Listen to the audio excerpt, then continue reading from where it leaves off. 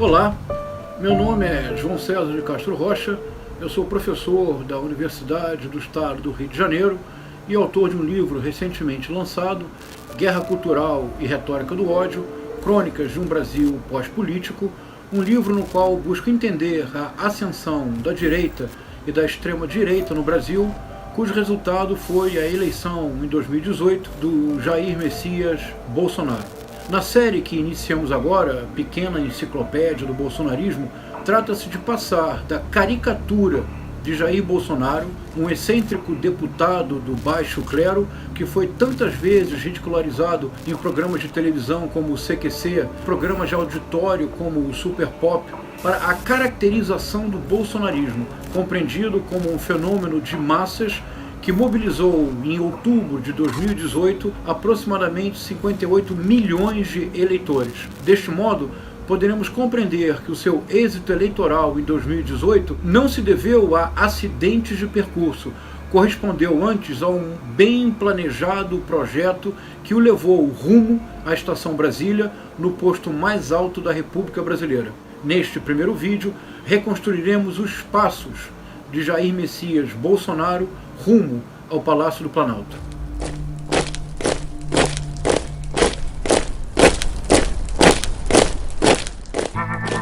O ano-chave é 2011. Em fevereiro deste ano, elegeu-se o presidente da Câmara, deputado do PT, Marco Maia. No entanto, na abertura da sessão, Jair Bolsonaro fez um discurso surpreendente, apresentando-se ele mesmo como candidato à presidência da Câmara.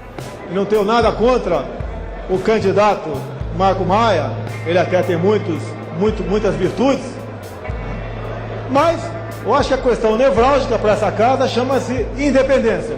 Jovens parlamentares, este ano está sendo distribuído em escolas públicas do primeiro grau um kit gay de estímulo ao homossexualismo e à promiscuidade. Quem já teve, por exemplo, acesso ao que diz o projeto do Executivo que trata da Comissão da Verdade? Na verdade, é uma comissão da mentira. Os argumentos do deputado federal eram simples. Em primeiro lugar, era importante manter a autonomia da Câmara dos Deputados.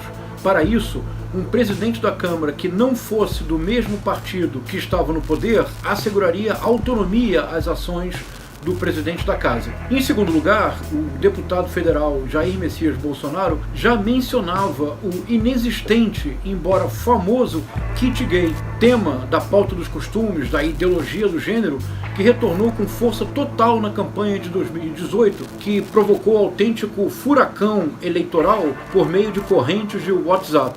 E a menção à pauta dos costumes foi fundamental para que o deputado conhecido por ser um deputado corporativista apenas ligado às forças de segurança e às forças armadas, principiasse a ampliar o seu horizonte político. O candidato à presidência da Câmara menciona a Comissão Nacional da Verdade em termos muito pouco elogiosos. De fato, a postura do deputado federal Jair Messias Bolsonaro como crítico radical da Comissão Nacional da Verdade foi o passo indispensável para que ocorresse uma reunião que parecia improvável, o reencontro de Jair Bolsonaro com o alto oficialato das Forças Armadas, especialmente com os generais do Exército. Sem esse reencontro, a candidatura de Jair Messias Bolsonaro e, sobretudo, o seu governo não seriam possíveis.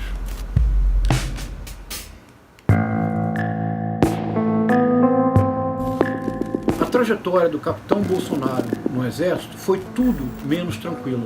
Em 1986, ele publicou um artigo na revista Veja, O Salário Está Baixo, rompendo com uma regra do Exército e das Forças Armadas, que é a impossibilidade de um oficial realizar manifestações públicas de caráter político. Por esta indisciplina, ele foi preso. No ano seguinte, em 1987, a mesma revista Veja fez uma importante denúncia. Havia oficiais do Exército que planejavam uma série de atentados à bomba para obrigar o alto comando do Exército a aumentar os salários em aproximadamente 60%. O capitão Bolsonaro foi indicado como um dos autores do plano de atentado. Em 1987, ele foi absolvido, mas em 1988 o processo voltou ao Superior Tribunal Militar. Embora de novo absolvido, ele foi reformado porque não pôde continuar nas fileiras do Exército. Foi nesta época que ele principiou sua carreira política. Num famoso depoimento, o ex-presidente e general do Ernesto Geisel afirmou literalmente: Bolsonaro é um caso completamente fora do normal, inclusive um mau militar. A imagem do Bolsonaro como indisciplinado, rebelde, mau militar foi uma imagem tão forte que por muito tempo ele foi proibido, por exemplo, de retornar à Academia Militar das Agulhas Negras, onde ele mesmo se formou. Em vários estabelecimentos militares do Rio de Janeiro, a sua entrada era proibida para que não houvesse uma má influência para as tropas. Tudo mudou com a oposição radical do Jair Bolsonaro à Comissão Nacional da Verdade. E esse caminho começou a ser pavimentado num discurso realizado numa sessão preparatória do estabelecimento da Comissão Nacional da Verdade, reunião realizada em dezembro de 2010. Eu queria aqui torturar muitos dessa comissão.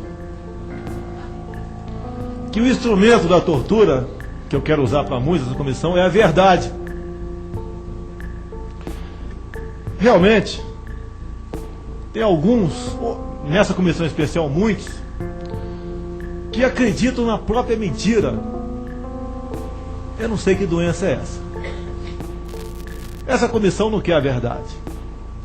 Essa comissão quer a calúnia. Agora ele era visto pelos generais não mais como um capitão indisciplinado, ele era visto como um fiel deputado, ele era visto como um radical antipetista, ele finalmente foi visto como alguém em quem se podia confiar para o futuro. Sem o apoio dos generais, Jair Messias Bolsonaro não teria chegado ao Palácio do Planalto e provavelmente teria muitas dificuldades para manter-se no poder. No seu caminho, o ano de 2014 foi particularmente importante e neste ano 2 derrotas foram decisivas.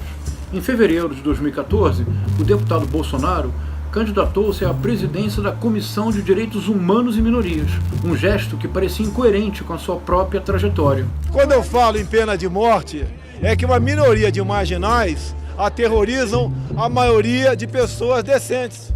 Buscar a redução da moralidade penal e não defender esses marginais como se fossem excluídos da sociedade. Não são excluídos, são vagabundos. A minha comissão não vai ter espaço para defender esse tipo de minoria. Vimos que o deputado Bolsonaro pretendia, acima de tudo, descolar-se da figura do deputado corporativista unicamente interessado nas Forças Armadas e nas forças de segurança e, para tanto, precisava projetar-se como um defensor da família, como um defensor de uma pauta de costumes que foi abraçada com força pelo eleitorado evangélico. Por isso, a candidatura à Comissão de Direitos Humanos e Minorias foi tão importante. Em março de 2014, Bolsonaro tentou lançar-se candidato a pré-presidente pelo então Partido Progressista, o partido que então ele fazia parte. Ninguém levou a sério a pretensão. No fundo, nem o próprio Bolsonaro levava a sério a sua ambição em 2014 de candidatar-se à presidência. E mais uma vez, a derrota pouco importou. O que realmente interessava era a sua projeção de um candidato que no futuro poderia ser um candidato viável. No final do ano, em outubro de 2014, numa eleição muito polarizada, muito acirrada entre Dilma Rousseff e Aécio Neves, uma surpresa ocorreu no Rio de Janeiro. Pela primeira vez em sua trajetória política, Jair Messias Bolsonaro foi o deputado federal mais votado no Rio de Janeiro. Ele reelegeu-se com aproximadamente 500 mil votos. Os ventos começavam a mudar. E essa mudança foi cuidadosamente planejada por Jair Bolsonaro, pelo menos desde 2010, quando ele principiou as suas críticas radicais à Comissão Nacional da Verdade. Rumo à Estação Brasília, na sua reta final, o deputado federal Jair Messias Bolsonaro soube apresentar-se como um autêntico ponto de fuga de 2 sentimentos que se tornaram dominantes a partir das manifestações de 2013. O sentimento antipetista e o sentimento antissistêmico. Nesse sentido, é sintomática a lamentável justificativa de seu voto para permitir a abertura do processo do impeachment da então presidente Dilma Rousseff. Pela memória do coronel Carlos Alberto Brilhante Ustra, o pavor de Dilma Rousseff.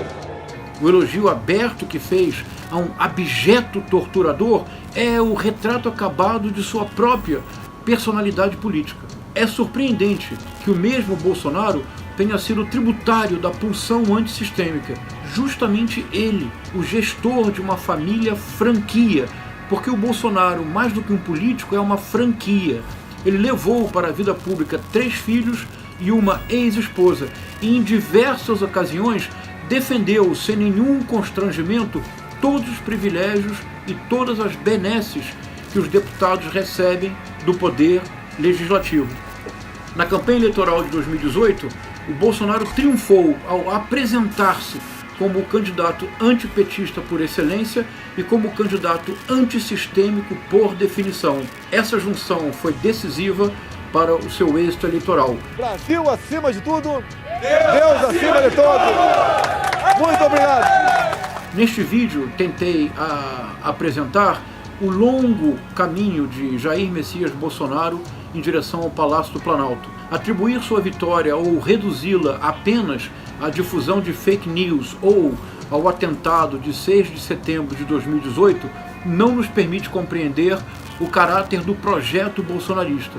Em boa medida, a oposição no Brasil encontra-se hoje perdida e aparentemente sem rumo, precisamente porque ainda não passamos da caricatura de Jair Messias Bolsonaro à caracterização do projeto bolsonarista, do bolsonarismo como um movimento de massas. É o que tentaremos nesta série de vídeos que hoje iniciamos.